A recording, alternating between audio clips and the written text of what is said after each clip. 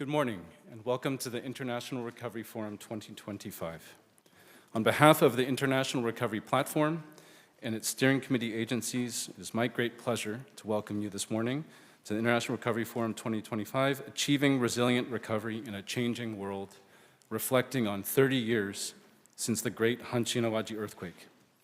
My name is Paul Rosenberg with the UNDRR Kobe office and the IRP Secretariat, and I will be your facilitator for this forum.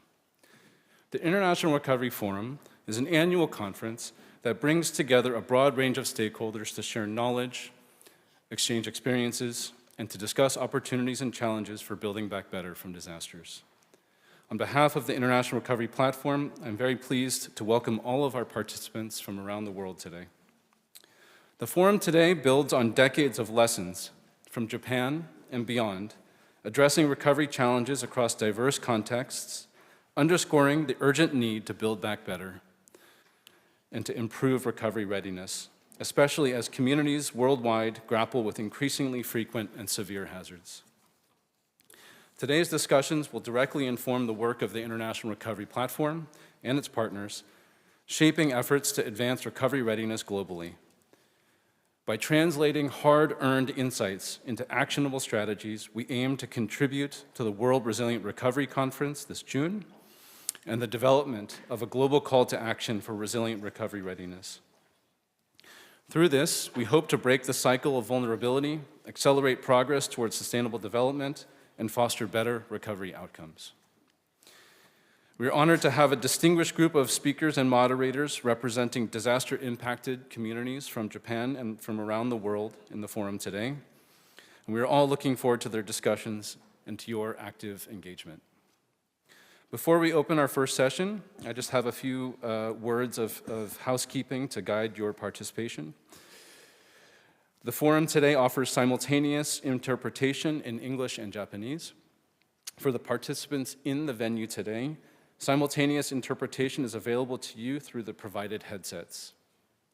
For remote participants, please click the globe icon at the bottom of your Zoom screen and then select the English channel or the Japanese channel.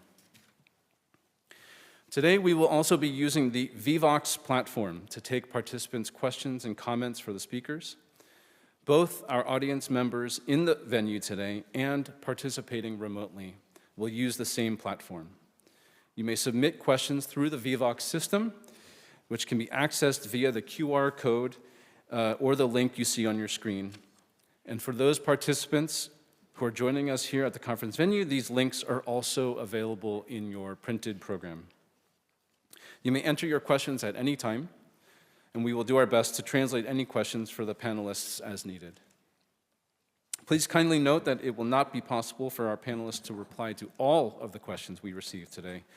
The moderators will reserve the questions that go unanswered and share them with the speakers for future discussions.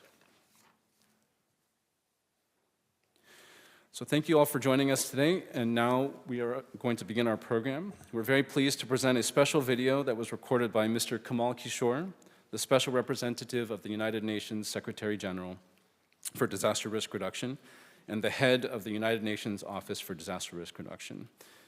The video was recorded on January 17 to commemorate the 30th anniversary of the great Hanshin-Awaji earthquake. Please direct your attention to the screen. Today, 17th of January 2025, is the 10th anniversary of the great Hanshin-Awaji earthquake that devastated Kobe City in Japan. The impact on lives and livelihoods was immense.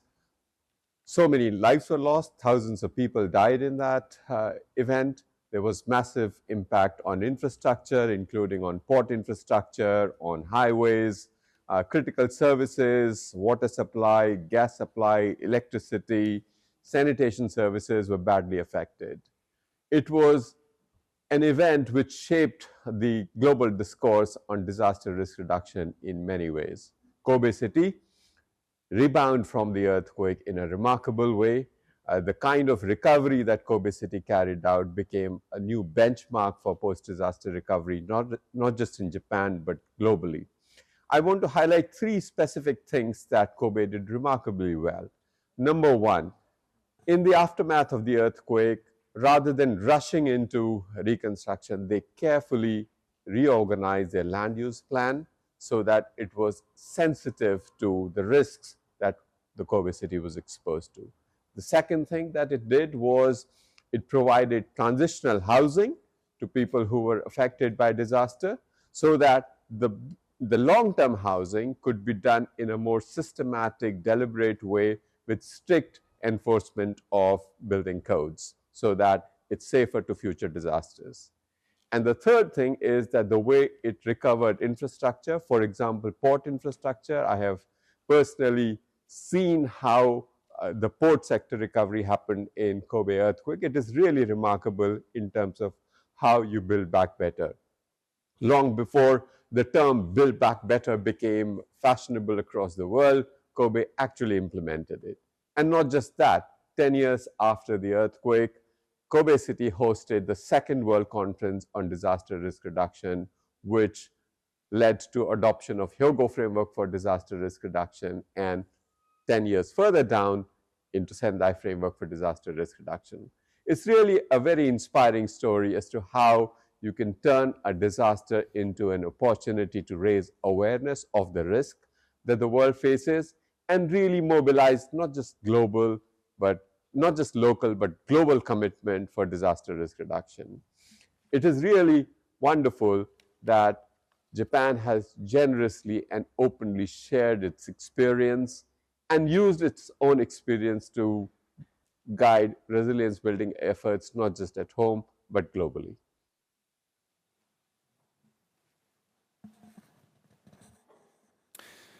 We wish to thank Mr. Kishore for sharing his reflections on the recovery from the Hanshin-Awaji earthquake in his video message. And next, we are honored to present a video message from Mr. SAITO Motohiko, the governor of Hyogo Prefecture, who will share his opening remarks. 兵庫県知事の斉藤元彦です。開催地を代表してご挨拶申し上げます。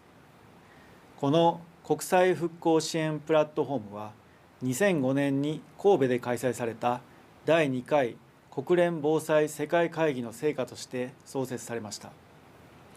2015年、仙台防災枠組みが採択されて以降は、ビルドバックベター、創造的復興の経験や教訓を共有するための国際的な場として重要な役割を果たしてこられました。長年にわたる関係の皆様のご尽力に深く敬意を表します。今回のフォーラムの主要なテーマは、レジリエントな復興を実現するための復興準備力の強化だと伺っています。特に近年、災害リスクが増大する中で、被災地域が複合的な災害に見舞われるケースが懸念されています。昨年、能登半島において1月の地震と9月の豪雨という2つの災害による甚大な被害が生じたことは記憶に新しいところです。災害はいつどこで起こるかわからないということを私たち一人一人が肝に銘じながら、復旧復興のシステムやプロセスをアップデートしていくことが求められています。兵庫県では現在、能登半島地震で浮き彫りとなった課題とその対策を本県の地域防災計画や防災訓練などに反映させる取り組みを進めています。また先日1月17日には阪神・淡路大震災から30年を迎えました。改めて震災の犠牲となられた皆様に追悼の祈りを捧げるとともに、国内外の皆様のご支援に感謝を申し上げます。30年が経過すると災害の記憶が風化すると言われる中、経験や教訓のバトンを次の世代につないでいく必要があります。今年4月に開幕する大阪・関西万博の期間中、兵庫県では国内外の被災自治体との連携による創造的復興サミットなどを開催し、次なる災害への備えに生かしていきたいと考えています。国において議論が加速しつつある防災庁の関西における拠点設置についても先導的な役割を果たしてまいりますので、お集まりの皆様にも引き続きご支援ご協力を賜りますようお願い申し上げます。最後に本フォーラムを通じ、国内外のさまざまなコミュニティの代表者の多様な経験が共有され、レジリエントな復興に向けた提言につながることをご期待申し上げ、挨拶とさせていただきます。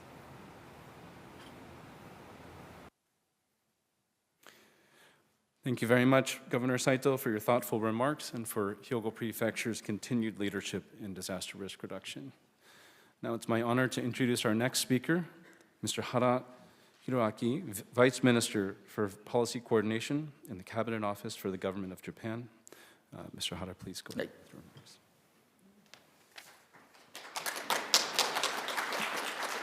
Right. ご登壇の皆様、並びにご来場の皆様、本日は国際復興フォーラム2025にようこそおいでくださいました。共同主催者である内閣府を代表し、開会のご挨拶を申し上げます。はじめに、このフォーラムを共に主催する兵庫県の斉藤元彦知事、国際復興支援プラットフォーム運営委員会議長である国連開発計画のロナルド・ジャクソン様、そしてアジア防災センター等の関係者の皆様に厚く御礼を申し上げます。皆様ご承知のとおり、今年は阪神・淡路大震災発生から30年の節目の年です。改めまして、震災により亡くなられた方々とそのご遺族に対しまして、心からお悔やみを申し上げますとともに、復興に携わってこられた方々、被災者の支援に尽力されてこられた方々に、心より敬意と感謝を表します。阪神・淡路大震災は、近年で最大の都市型大地震で、多くの建物や高速道路といったインフラの倒壊や大規模な火災を引き起こしました。この災害を契機に、建物の耐震診断や耐震改修を促進する法律が制定されたことが、地震に強い国づくりの基礎となっています。また、多くのボランティアが被災者支援や復興支援に参加し、大きな役割を果たしました。この震災発生年は、ボランティア元年とも呼ばれました。変化する世界においてレジリエントな復興を実現する、阪神・淡路大震災から30年を振り返ってという本日のフォーラムのテーマは、阪神・淡路大震災の復興プロセスにおいて提唱されたより良い復興のコンセプトが、今日の世界においても激甚災害からの復興の重要な道しるべとなることを示しています。日本国外でもインドネシア、ネパール、トルコなど多くの国が大地震のリスクを抱え、過去にも多くの犠牲者を出しています。それぞれの国でその度に被災地域が一体となって、復興と強靭なまちづくりに向けた決断や革新的な取り組みを行ってまいりました。昨年1月に発生した能登半島地震においても、より強靭な地域と地域産業、文化が保全された人々の生活を含めた未来の創造を目指す創造的復興の方針がいち早く表明されております。こうしたより良い復興のグッドプラクティスを共有すること、また災害時により良い復興を進められるよう事前準備を推進することは、地震のみならず気候変動の影響により世界各地で頻発しつつある気象災害への長期的な対応においても重要な取り組みとなります。2015年に発表された仙台防災枠組みは、今後実施期間の終盤期に差し掛かりますが、優先行動4に掲げられる効果的な災害対応への備えの向上と、復旧・復興過程におけるより良い復興については、まだ取り組みの余地が大きいことが指摘をされています。その中、災害発生後のより良い復興の推進、またより良い復興を図るための平時からの備えの推進が世界で図られるよう、IRP が果たす役割はますます重要であります。内閣府としても、こうした IRP の活動を今後も支援し、仙台防災枠組みの目標達成に貢献していきたいと考えています。本日、このフォーラムで共有される知見、そして議論される実践的な戦略が、この神戸の地から発信され、世界中の多くの方々に届き、災害に強靭な世界の実現につながることを願っていません。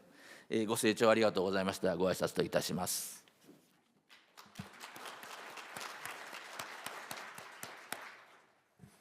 Thank you very much, Vice Minister Hara, for your opening remarks and for the Cabinet Office's essential contributions to advancing disaster recovery practice in Japan and worldwide. We're now pleased to share a video message from Mr. Ronald Jackson, the chair of the IRP Steering Committee and the head of the Disaster Risk Reduction and Recovery for Building Resilience team at UNDP. Please direct your attention to the screen. Mr. SAITO, Governor of the Hyogo Prefecture, Mr. HARA, Vice Minister for Policy Coordination, the Cabinet Office, Government of Japan, Mr. Sujit MOHANTY, Chief of Branch, Intergovernmental Processes, Interagency Coordination and Partnerships of UNDRR, Mr. Kawata, the Executive Director of Disaster Risk Reduction and Human Renovation Institute, distinguished guests, colleagues, and friends, good morning. It is indeed an honor to address you today at the International Recovery Forum 2025, a platform that has served as an important pillar of global dialogue on recovery and resilience. As we gather to mark the 30th anniversary of the Great Hanshin Awaji earthquake, we are reminded of the transformative lessons learned from Japan's recovery experience, a nation that has consistently turned the adversities of disasters into an opportunity to innovate and build resilience, especially at the community level. Japan's leadership in recovery, risk reduction, and disaster preparedness has long been a reference point, serving as an inspiration to the global community. Its innovative approaches to managing disaster recovery, from rehabilitation to reconstruction, particularly in the aftermath of earthquakes, have set benchmarks to efficient and sustainable recovery practices. The ability to swiftly and effectively build back better, especially in the housing, infrastructure, and public facilities sector, and related policy reforms, not only accelerates recovery, but also lays the groundwork for rebuilding safer and more resilient communities. The international disaster risk reduction and recovery community has been privileged to partner with Japan in advancing recovery and disaster risk management worldwide. For UNDP, as an example, through our collaboration on the Tsunami Preparedness Project, we have worked closely with the government of Japan to strengthen capacities of vulnerable communities, and especially focusing on schools, ensuring they are better equipped to face the threat of tsunamis and other coastal hazards. Globally, Japan's technical expertise and financial support have been instrumental in embedding resilience into recovery processes and disaster risk reduction systems. For many decades, the International Recovery Platform members have supported recovery efforts globally, supporting governments in assessing post-disaster needs, planning for recovery, and implementing recovery solutions and programs. From earthquake-affected regions to communities devastated by hazard events, some now amplified by climate change, a lot of work has happened to integrate Build Back Better principles into recovery frameworks, helping countries turn crisis into opportunities for lasting change. However, as is often the case, there are significant bottlenecks in disaster recovery planning and the efficient implementation of recovery efforts. Challenges related to applying Build Back Better principles and advancing recovery have been highlighted in the outcome statements of recent regional platforms and ministerial conferences on disaster risk reduction, as well as in the political declaration of the high-level meeting on the midterm review of the Sendai Framework for Disaster Risk Reduction 2015 to 2030. This forum is particularly timely as we enter the second half of the Sendai Framework's implementation. The midterm review reveals significant gaps in recovery readiness, including limited national capacities, insufficient financing, and challenges in applying Build Back Better principles. These gaps are particularly concerning in the context of an evolving risk landscapes due to climate change, where the compounding effects of disasters continue to strain resources and deepen vulnerabilities. The outcome documents also calls on member states and partners to renew their commitment to take the recovery process as an opportunity to build resilience, reduce disaster risk, and accelerate progress towards sustainable development. Over the next day, you will have the chance to hear from a variety of very experienced and senior experts from around the world drawing upon decades of recovery experiences, including Japan's invaluable lessons in earthquake recovery. They will share practical strategies for strengthening recovery readiness. We hope that the discussions will also inform the global call to action on recovery readiness to be presented in June this year at the World Resilient Recovery Conference in Geneva. Friends, colleagues, distinguished delegates, we need to remain committed to supporting governments and communities in bridging the gaps in recovery readiness and ensuring that recovery efforts are inclusive, efficient, and transformative. The International Recovery Platform remains a growing coalition of the willing. Together, through our collective knowledge and shared commitment, I believe we can accelerate progress towards a more resilient and sustainable future.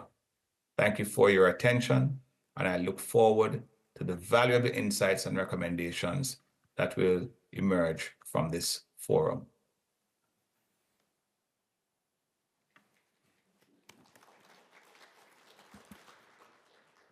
Thank you very much to Mr. Jackson for his thoughtful reflections and for his call to renew our commitment to strengthening recovery readiness and to build more resilient communities.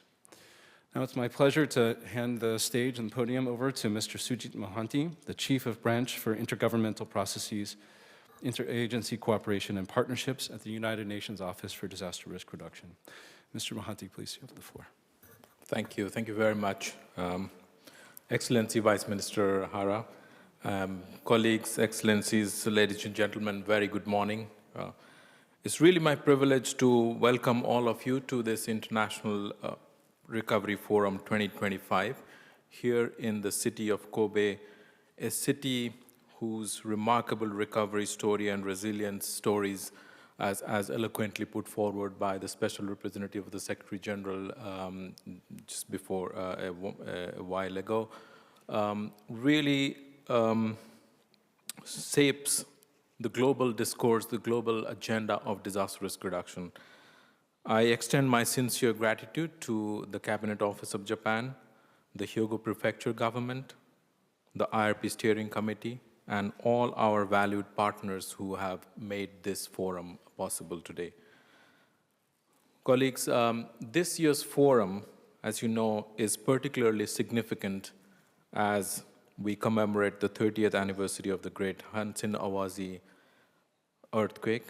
Our heartfelt condolences to the families and to those who suffered this disaster. This tragedy, which claimed thousands of lives and devastated communities, is also marked a pivotal moment in disaster recovery and resilience.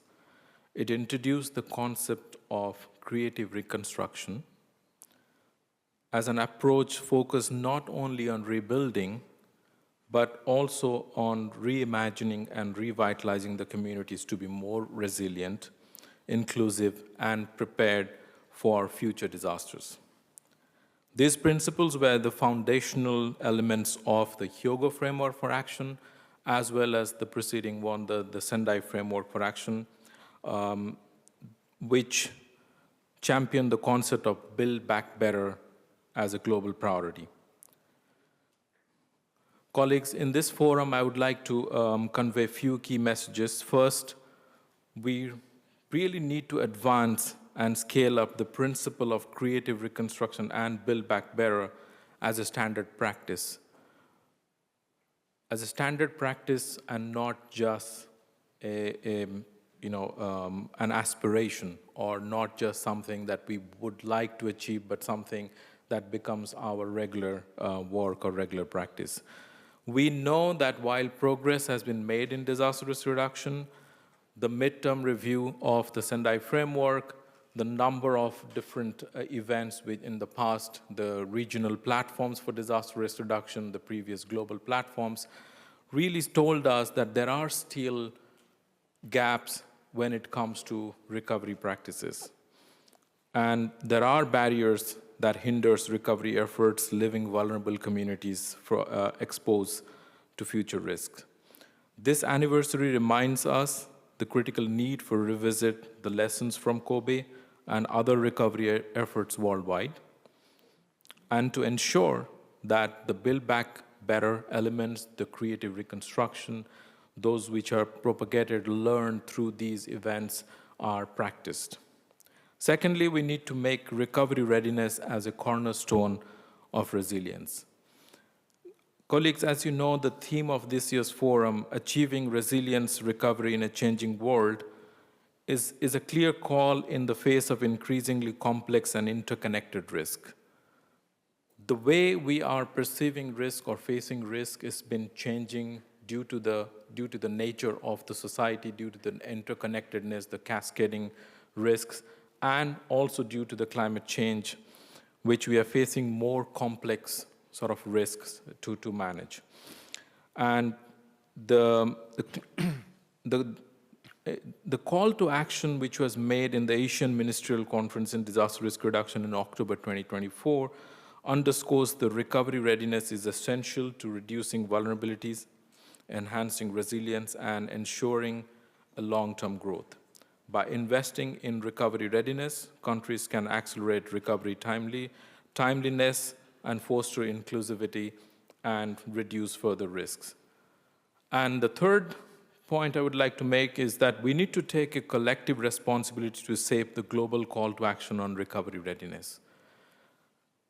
As we prioritize recovery readiness through our discussions and through our actions, today's sessions will bring together an exceptional set of leaders, policymakers, and recovery practitioners who will be reflecting on the lessons from the Hansen-Awazi earthquake and other global recovery efforts.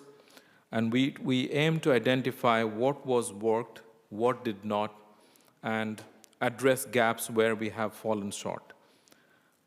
These discussions from the event today will also feed into the World Resilient Recovery Conference, which is to be held in Geneva on the 3rd of June along the global platform this year.